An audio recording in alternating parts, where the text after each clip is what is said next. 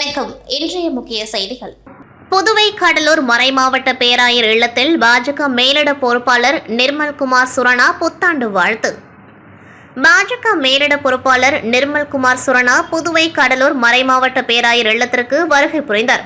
பணி நிமித்தம் காரணமாக பேராயர் பிரான்சிஸ் காலிஸ் வெளியூர் பயணம் சென்றிருந்த நிலையில் மறைமாவட்ட முதன்மை குரு குழந்தைசாமியிடம் பேராயர் உள்ளிட்டோருக்கு பூங்கொத்து வழங்கி புத்தாண்டு வாழ்த்து தெரிவித்தார்.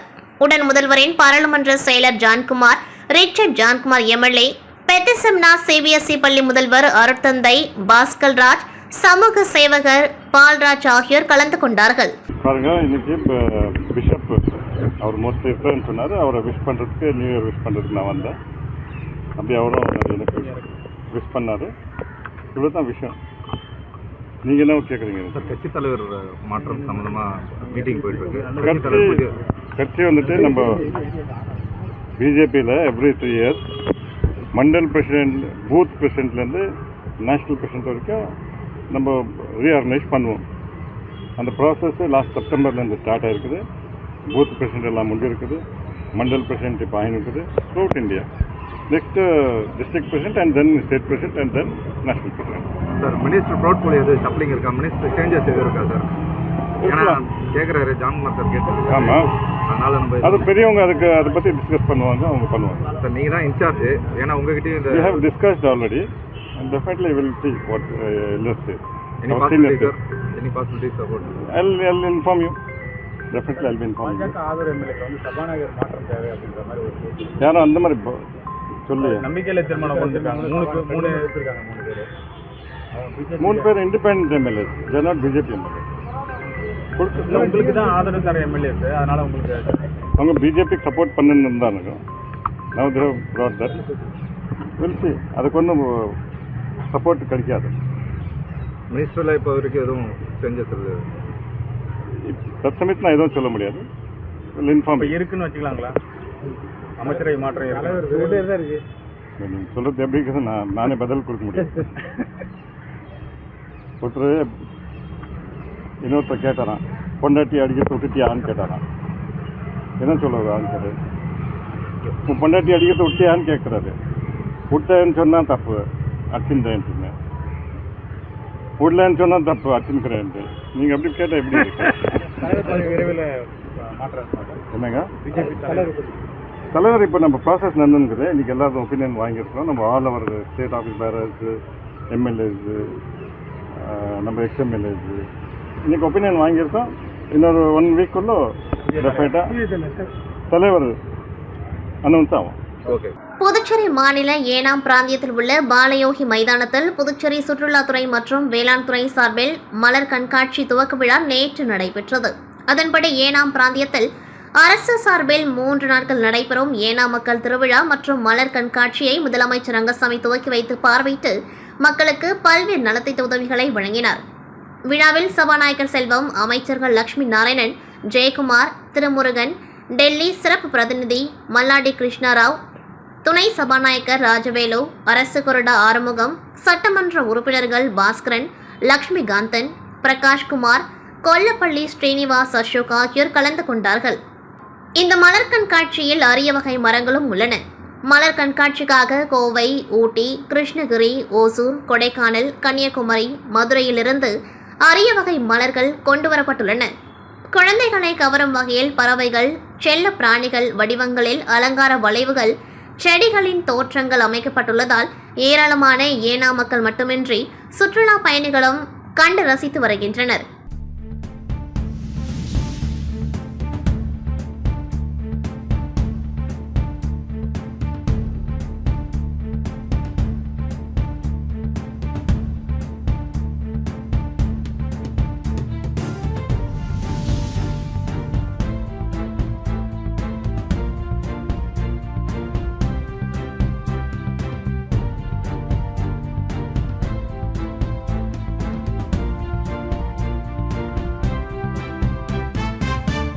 தமிழகத்தில் தேசிய அளவில் நடைபெற்ற 10 junior, sub junior mini golf விளையாட்டுப் போட்டியில் 3ஆம் பரிசு பெற்ற வீரர்களை விளையாட்டுத்துறை அமைச்சர் நமச்சிவாயம் சால்வை அணிவித்து பாராட்டினார். தமிழ்நாடு மாநிலத்தில் சேலம் மாவட்டத்தில் தேசிய அளவில் நடைபெற்ற 10 ஜூனியர் மற்றும் சப் ஜூனியர் மினி கோல்ஃப் விளையாட்டுப் போட்டி டிசம்பர் 28 முதல் ஜனவரி 2ஆம் தேதி வரை நடைபெற்றது. இந்த போட்டியில் புதுச்சேரியில் இருந்து 36 விளையாட்டு வீரர் வீராங்கனைகள் பாண்டிச்சேரி மினி கோல்ஃப் அசோசியேஷன் தேர்வு செய்து அனுப்பி வைத்தது. தேசிய அளவில் நடைபெற்ற மினி கோல்ஃப் விளையாட்டுப் போட்டியில் இரட்டையர் பிரிவில் அளவில் 3ஆம் இடம் பெற்று வெண்கலப் பதக்கத்தை வென்று புதுச்சேரி திரும்பிய விளையாட்டு வீரர்கள் விளையாட்டுத்துறை அமைச்சர் நமச்சிவாயம் அவரிடம் ஆசீர்வாதம் பெற்றார்கள். அமைச்சர் அவர்கள் வெற்றி பெற்ற விளையாட்டு வீரர்களுக்கு சால்வை அணிவித்து வாழ்த்து தெரிவித்தார்.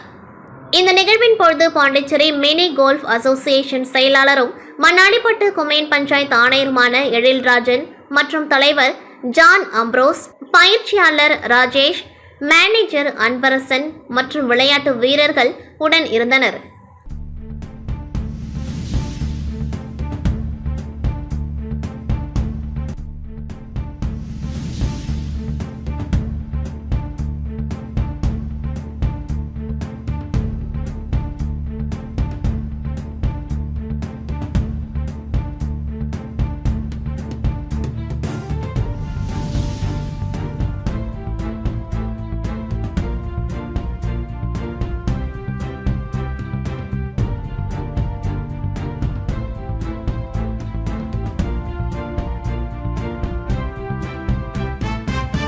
புதுச்சேரி சுற்றுலாத்துறை சார்பில் 30வது சர்வதேச யோகா தின விழா கடந்த 5ஆம் தேதி தொடங்கி நாளை வரை புதுச்சேரி பழைய துறைமுக வளாகத்தில் நடைபெற்று வரும் இந்த நிகழ்ச்சியில் உலக சாதனை படைத்த கடலூர் மாவட்டத்தை சேர்ந்த விஜயகுமார் என்பவர் பனிக்கட்டிகள் மீது பத்ம மயூராசனம், பிஞ்ச மயூராசனம், உபவிஷ்ட கோணாசனம், ஹனுமனாசனம், சிரசாசனம் உள்ளிட்ட 30க்கும் மேற்பட்ட யோகாசனங்களை செய்து காண்பித்தார். அதனைத் தொடர்ந்து ஆரோவில் களரி கிராமம் சார்பில் களரி வீரர்கள் தமிழரின் பாரம்பரிய கலையான களரியை யோகாசனத்தோடு செய்தனர். அதன்படி கைப்போர் முறை, ஈட்டி, வாள், கேடயம், குறுந்தடி, குத்துவால் சண்டை, சுருள் கத்தி வீசுதல், சிலம்பம் உள்ளிட்ட பல்வேறு கலைகளை செய்தனர். அப்பொழுது எதிரிகளை வீழ்த்த வீரர்கள் ஒருவருக்கொருவர் ஆக்ரோஷமாக தாக்கிக் கொள்வதைப் போல் சண்டையிட்டுக் கொண்டது அங்கிருந்த புதுச்சேரி மக்கள் மட்டுமின்றி வெளிநாட்டு சுற்றுலா பயணிகளையும் ஆச்சரியத்தில் ஆழ்த்தியது.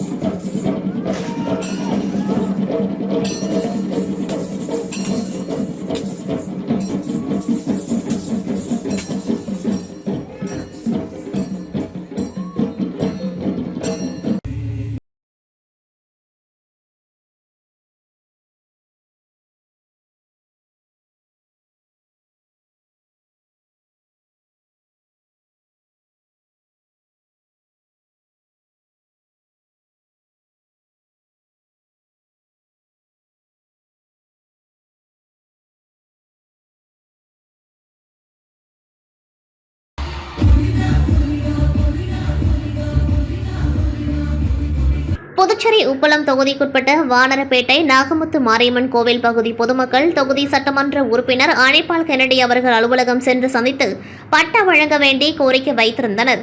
வானரப்பேட்டை நாகமுத்து மாரியம்மன் கோவில் பகுதியில் சுமார் 30க்கும் மேற்பட்ட வீடுகள் பட்டா வழங்காமல் விடுபட்ட நிலையில் இருந்தது. இதுகுறித்து சர்வே இயக்குநர் செந்தில்குமார் அவர்களை திமுக சட்டமன்ற உறுப்பினர் அணைப்பால் கென்னடி அவர்கள் நேரில் சென்று சந்தித்து மனு அளித்தார். அதன் நிலையை தெரிந்து கொள்ள இன்று மீண்டும் சட்டமன்ற உறுப்பினர் அப்பகுதி மக்களுடன் சேர்ந்து சென்று நிலவை இயக்குநரை சந்தித்து பேசினார். 10 நாட்களுக்குள் பட்டா வழங்குதல் பணியை முடித்துக் கொடுக்கின்றேன் என்று அதிகாரி சட்டமன்ற உறுப்பினரிடம் உறுதியளித்தார். உடன் ஆய்வாளர் சிவபாலன், கிளை செயலாளர் ராகேஷ் ஆகியோர் உடன் இருந்தனர். புதுச்சேரி அரியங்குப்பம் அருகே உள்ள மணவெளி தேர்முட்டி வீதியை சேர்ந்தவர் முருகன், இவரது மனைவி ஜோதி, இவர்களது மகன் சத்யபாபு. சத்யபாபு ஆன்லைன் வர்த்தகத்தில் ஈடுபட்டு வந்துள்ளார். இதில் அவருக்கு நஷ்டம் ஏற்பட்டுள்ளதாக கூறப்படுகின்றது. இதனால் கடந்த சில நாட்களாக யாரிடமும் பேசாமல் இருந்துள்ளார். இந்த நிலையில் நேற்று மாலை அவர் வீட்டில் யாரும் இல்லாத நேரத்தில் தூக்கு போட்டு தற்கொலைக்கு முயற்சித்துள்ளார். தற்கொலைக்கு முயற்சித்தவரை அக்கம் பக்கத்தினர் மீட்டு சிகிச்சைக்காக புதுச்சேரி அரசு மருத்துவமனைக்கு அனுப்பி வைத்தனர். மருத்துவமனையில் பரிசோதனை செய்த மருத்துவர்கள் சத்யபாபு ஏற்கனவே இறந்துவிட்டதாக தெரிவித்தனர். இதுகுறித்த புகாரின் பேரில் அரியங்குப்பம் போலீசார் வழக்கு பதிவு செய்து விசாரணை நடத்தி வருகின்றனர். ஆன்லைன் வர்த்தகத்தில் நஷ்டம் ஏற்பட்டதால் தூக்கு போட்டு வாலிபர் தற்கொலை செய்த சம்பவம் அந்த பகுதியில் சோகத்தை ஏற்படுத்தியுள்ளது. புதுச்சேரி மாரியம்மன் கோவில் வீதியை சேர்ந்தவர் குமரவேல். இவர் வட மாநிலங்களில் இருந்து பல்வேறு சரக்குகளை புதுச்சேரி எடுத்து வந்து விற்பனை செய்யும் தொழில் செய்து வருகின்றார். இந்த நிலையில் இவரை கடந்த 3 மாதங்களுக்கு முன்னர் தொடர்பு கொண்ட மர்ம நபர்கள் ஆன்லைன் வர்த்தகத்தில் முதலீடு செய்தால் அதிக லாபம் சம்பாதிக்கலாம் என ஆசை வார்த்தை கூறி ஒரு வாட்ஸ்அப் எண் மூலம் ஒரு குழு ஒன்றில் குமரவேலை சேர்த்து எப்படி ஆன்லைன் வர்த்தகம் செய்ய வேண்டும் என வகுப்படுத்த அவரை நம்ப செய்தனர். இதனை நம்பிய குமரவேல் பல்வேறு தவணைகளாக ரூபாய் 36 லட்சம் வரை முதலீடு செய்த நிலையில் அவருக்கு லாபமாக ரூபாய் 4.5 கோடி ஈட்டிருப்பதாக வந்த குறுஞ்செய்தி அடுத்து அந்த லாப பணத்தை அவர் கேட்டபொழுது ரூபாய் 4.5 கோடிக்கு வருமான வரி செலுத்திவிட்டு பணத்தை பெற்றுக்கொள்ளுமாறு அந்த கும்பல் தெரிவித்துள்ளது. அதற்கு குமரவேல் வருமான வரியையும் அந்த லாப காசில் பிடித்தம் செய்து கொண்டு மீதி பணத்தை தரும்படி கூறியுள்ளார். ஆனால் அந்த கும்பல் அதை ஏற்றுக்கொள்ளாமல் குமரவேல் உடன் தொடர்பை துண்டித்துக் கொண்டார்கள். இதில் அதிர்ச்சி அடைந்த அவர் தொடர்ந்து அவர்களை தொடர்பு கொண்ட போதிலும் எந்த பதிலும் இல்லாததால் தாம் ஏமாற்றப்பட்டிருப்பதை அறிந்த குமரவேல் இது தொடர்பாக சைபர் கிரைம் காவல் நிலையத்தில் அளித்த புகாரின் பேரில் போலீசார் வழக்கு பதிவு செய்து மோசடியில் ஈடுபட்ட மர்ம நபர்கள் தொடர்பாக தீவிர விசாரணை மேற்கொண்டு வருகின்றனர். இத்துடன் செய்திகள் நிறைவடைகின்றது. நன்றி, வணக்கம்.